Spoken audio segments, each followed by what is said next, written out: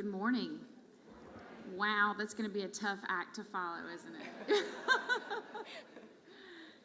Again, my name is Stacy Jaskwhich. I'm with Emory Women's Heart Center. I'm here today to speak on behalf of Dr. Gina Lundberg, who's our medical director. And Dr. Argwald had an excellent segue for us to talk about the brain and the heart connection. So we're going to talk a little bit more about that, and our focus will also be on women as well. We'll have a little bit for the men also, but hope you won't feel discriminated out there, you guys. So yes, thank you for the organizers of this program for having me today, and we'll move forward. We'll get oriented here. Top one. Top one. I have no disclosures other than I hope that my brain will remain clear and my heart will remain calm throughout this presentation. Yay. I'm going to try to live up to that, be calm. Our objectives, we're going to review the new American Heart Association and the American Stroke Association guidelines for the prevention of stroke in women. We're going to discuss women's unique risk factors for cardiovascular disease, as well as appropriate ways to improve cardiovascular and brain health. So we'll start with a few illustrations just to show that heart disease has come a long way as far as prevention goes, but not so much stroke. As you can see, the red bar graphs demonstrate stroke starting from 1970, moving to 2012, where they've steadily declined. The light blue bars indicate stroke, and we can see that we haven't had such a decline in the prevention of stroke, the number of deaths by stroke. So we have a lot of work to do. We need more preventative strategies and early awareness. This also demonstrates the fact that we have a lot of work to do. You can see the first three linear segments represent all cardiovascular conditions and deaths from all cardiovascular conditions. That includes coronary disease, that includes valvular disease, that includes cardiomyopathies, electrical abnormalities of the heart. And then the purple linear segment demonstrates the deaths from stroke. So we can see again that there's a lot of work to be done in stroke prevention. So, what do we do to reduce risk factors for stroke in women? A lot of the same risk factors that we reduce risk in cardiovascular disease. Well, first we had to come out with some guidelines. So the first guidelines for the reduction of stroke came out in February of 2014, and these really were more specific for risk factors that were unique to women and risk factors that were more common in women. Unfortunately, the guidelines for the prevention of heart disease in women came out probably in about 2004, and it took about 10 years later for us to come up with some prevention guidelines for stroke. You'll notice in these guidelines that diabetes and cholesterol management are not included because these are the same for both men and women.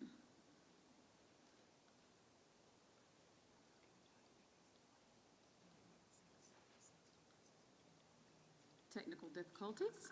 So what are the stroke risk factors? These are similar in men and women. Physical inactivity, as we talked about, age, a prior cardiovascular event, obesity, poor diet, smoking, and metabolic syndrome. We'll talk a little bit more about metabolic syndrome later. Risk factors that are more common in women are going to be a migraine headache with ARA, atrial fibrillation, diabetes, hypertension, depression, and again, those psychological stressors.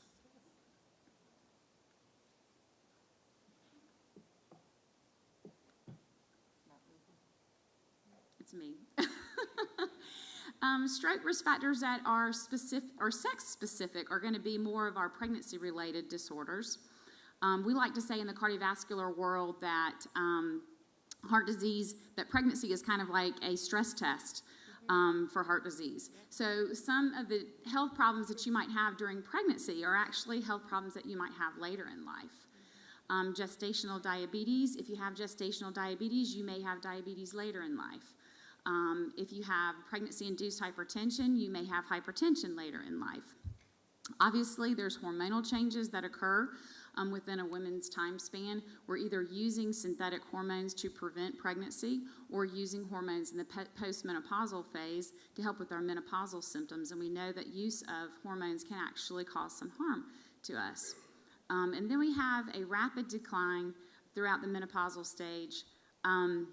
When we go through menopause, naturally occurring estrogen does help us, but it appears again that the synthetic estrogens may be harmful. So what exactly is a stroke?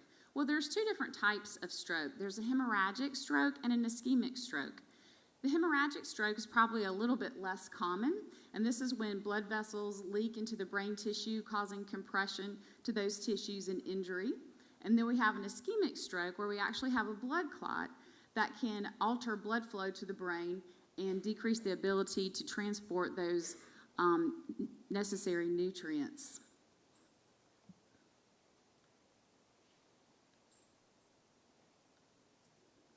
So let's talk a little bit about blood pressure, as it is a huge risk factor for stroke.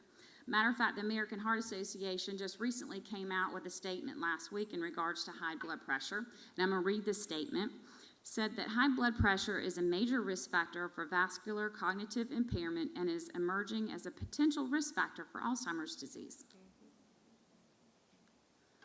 So again, it's one of the most common attributable risk factors for stroke in both men and women and has the highest population. Women, unfortunately, may have their first stroke with a hypertensive episode. Either they didn't know that they had hypertension, or maybe they were not compliant with their medication, or they missed a dose of their medication. Older women with the average age of 63 actually had a 93% increased risk of having a stroke, even with borderline hypertension, compared to a woman that has normal blood pressure. So early treatment, early diagnosis, and early treatment and consistent treatment of hypertension is truly critical. Hypertension in women greater than 55 years of age was associated with actual 38% reduction in fatal and non-fatal cerebrovascular events. So what about hypertension in pregnancy? Who knew, right, that our gynecological history could have such a big impact on us later in life? So with pregnancy, it's really important to make sure that our blood pressure is controlled before pregnancy because it increases the risk of preeclampsia, eclampsia, and stroke during pregnancy. And also it's important to make sure that we maintain good blood pressure throughout the pregnancy and in the postpartum period. Stroke is not as common during pregnancy in the fact that we usually experience pregnancy in earlier years of our life. However, there can occur about 34 strokes per year in 100,000 deliveries. Risk for stroke is obviously going to be higher in pregnant women than in non-pregnant women due to hypercoagulable states that women experience with the increased estrogen. And it's going to be most highest in the third trimester and postpartum, so right after the delivery. Pregnancy-induced hypertension is also called gestational hypertension, again. Usually the blood pressure is most elevated near term, so close to delivery, and it may or may not progress to a preeclampsia, but it usually resolves within 12 weeks of postpartum. However, it's very important that we actually follow these women long term. What are our risk factors for pregnancy-induced hypertension? We have obesity. See, these are some of the same risk factors for cardiovascular disease, stroke prevention, but obesity, chronic hypertension, if they've had gestational hypertension previously, if they have a personal or family history of preeclampsia, if it's a first-time pregnancy or they are having multiple pregnancies, twins, triplets, if they have pre-existing vascular disease such as lupus or vasculitis, or collagen connective tissue disorders like lupus and vasculitis, if they have a high-risk pregnancy where the age of their pregnancy is greater than 40, if they have diabetes or any type of renal dysfunction, kidney problems. So again, it's so important to follow these women during their pregnancy and also after their pregnancy. We know that it's important in the 1 to 30 year time frame to assess them regularly because we know that they're a higher risk for having a stroke during that time period. So after pregnancy, a woman needs to be evaluated 6 months to a year after that, and then we need to document in their medical history that they do have a history of preeclampsia or eclampsia or pregnancy-induced hypertension. That's a huge part now of the medical history. And we also need to make sure that we're evaluating them for all the other cardiovascular risk factors that they have, which includes hypertension, obesity, smoking, and high cholesterol.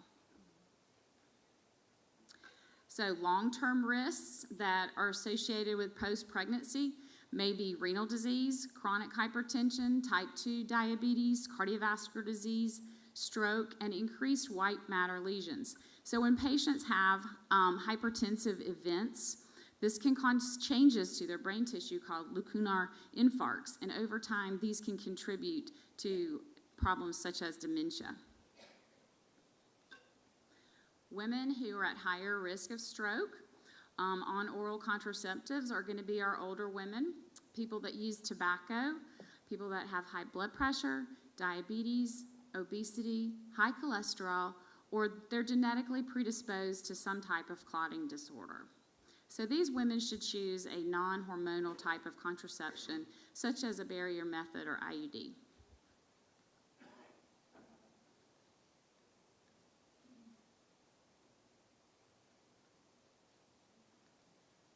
Well, one big take-home point, which we kind of alluded to already, is that hormone replacement therapy is not used any longer for primary prevention of heart disease. As we noticed in the studies, there was an increase of cardiovascular disease with the use of estrogen in the past, and we thought it might be helpful for us. So there is a place for hormones in certain situations. However, we know that they can provide some harm, and so that includes hormone replacement therapy as well as some of our selective estrogen receptor modulators that we use for bone health as well as post-cancer. So migraine with ARA. This is going to increase stroke with frequency, so the more migraines that you have, the more risk for having stroke. It's associated with ischemic stroke and intracranial hemorrhage in women, especially under the age of 55. However, that risk is low, and it may be included in future risk profiles. So that is another thing that we'd want to note on the medical history, if the woman has had a history of those pregnancy disorders, or again, if they've had a history of migraines. It is linked with milder strokes and the mini strokes or TIAs.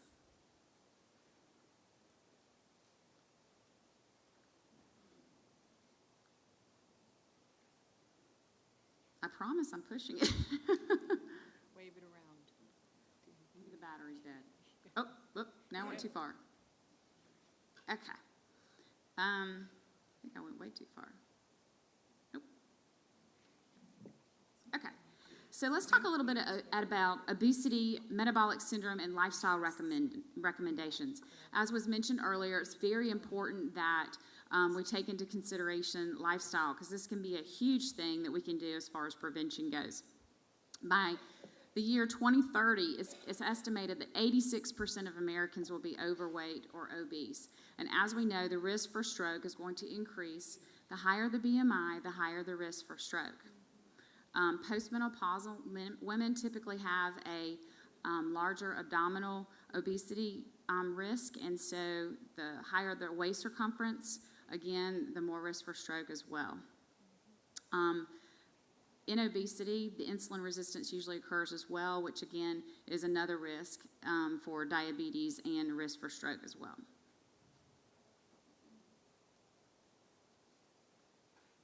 Metabolic syndrome. So this is a conglomeration of conditions that increase our risk for stroke and cardiovascular disease. It affects about 1/3 of our population. And interestingly enough, as it refers to stroke, 30% of women with metabolic syndrome are going to be predisposed to stroke, whereas only 4% of men are going to be predisposed. So we really want to take this into consideration. This is a chart that actually shows us what puts us in a metabolic syndrome category. So we need to have 3 out of 5 of one of these factors to be considered metabolic. So we look at the waist circumference for men and women. It's a little bit different for men. They can have a little bit higher waist circumference. Elevated triglycerides, a low healthy cholesterol, an elevated blood pressure, and an elevated blood sugar. So any 3 out of 5 would qualify you for metabolic syndrome, which increases your risk. So what do we do to reduce our risk? Again, those healthy lifestyles, these are going to reduce incidence of stroke and of heart disease. We talked a little bit more about the Mediterranean diet. That's extremely important. We'll go into that a little bit more. Physical activity, the American Heart Association guidelines recommend that we get about 150 minutes per week of exercise. That's about 30 minutes 5 times a week. For weight loss, those guidelines are actually more like 45 to 60 minutes a week or a day. Moderate alcohol intake, abstinence from smoking, obviously, and having a good body weight.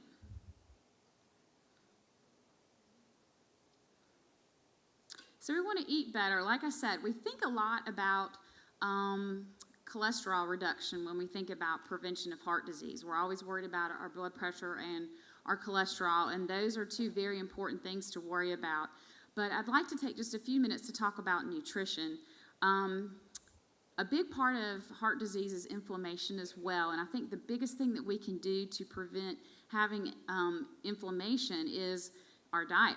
So we really want to focus again on that Mediterranean diet. We want to take out those inflammatory foods that tend to be our carbohydrates, our sugars, our dairy products, our soy products. So we want to eat a diet that has very little of those, more fruits, more vegetables, more nuts, more seeds, more grains. So again, the diet is going to be a big part of helping us to reduce death from heart disease, cancer, Parkinson's disease, and Alzheimer's disease.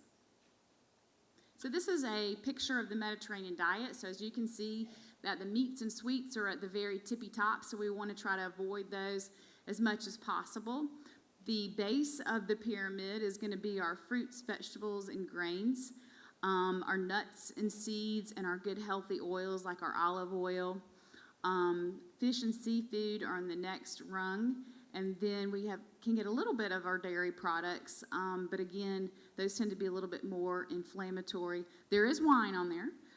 However, again, wine is in moderation, which for women is like 4 ounces, which is not much, and for men it is, which is they consider 1 glass, and not in my house, but I'm just kidding. And then 2 for men, along with drinking plenty of water.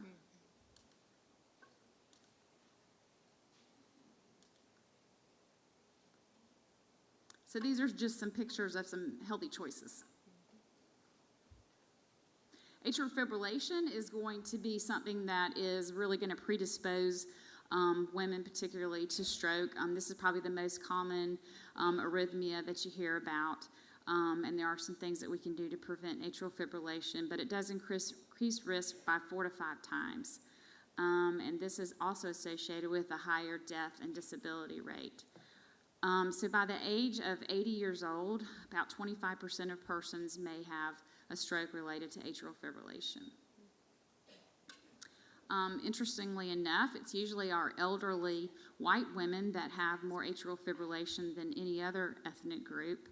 And about 60% of our atrial fibrillation patients are women over 75. I won't go into the risk categories for cardiovascular disease just for time's sake, but we like to, at the Heart Center for Women, we like to categorize women into low risk, high risk, at risk groups so we can work on specific risk factor reduction.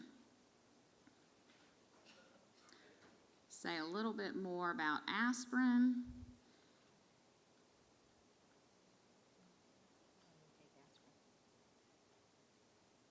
These are our heart and brain things that we need to take in adherence. Excuse me. So aspirin. Aspirin therapy may be useful for women over the age of 65, just a baby aspirin. There are women that are taking aspirin probably too early. If you're high risk, it may be helpful to have a baby aspirin, but other than that, we really need aspirin when we're at higher risk, which is going to be at a later stage in our lives. So especially if aspirin can be very caustic to the gut. So, and if a woman has any type of gastrointestinal problems, she should try to avoid aspirin. But again, we probably don't need to take aspirin until after the age of 65, unless we're high risk. I just wanted to tell you a little bit about the Emory Women's Heart Center. It's a program where we have centers across the metro Atlanta area where we individually screen women. They know specifically what their risk factors are for heart disease and what the plan is to reduce their risk factors. Again, we go out into the community and give talks such as this to educate women in Atlanta about heart disease and stroke. And we also do an annual CME where we go and speak to physicians that care for women to make sure that they're up to date on all the latest guidelines on stroke and heart disease. We actually have another project that we do through the Emory Women's Heart Center that we're currently doing over the next 5 years. It's called the 10,000 Women Project. And this is where we go out into the Atlanta metro area and do screenings for African American women in an attempt to reduce the incidence of hypertension. So we've partnered with other churches, social groups, and whatnot. And if you have a community group that you're a member of that you feel like could benefit from one of our screenings, we'd love to come out and screen your group and help increase awareness on hypertension. And I think that's all I've got. Thank you.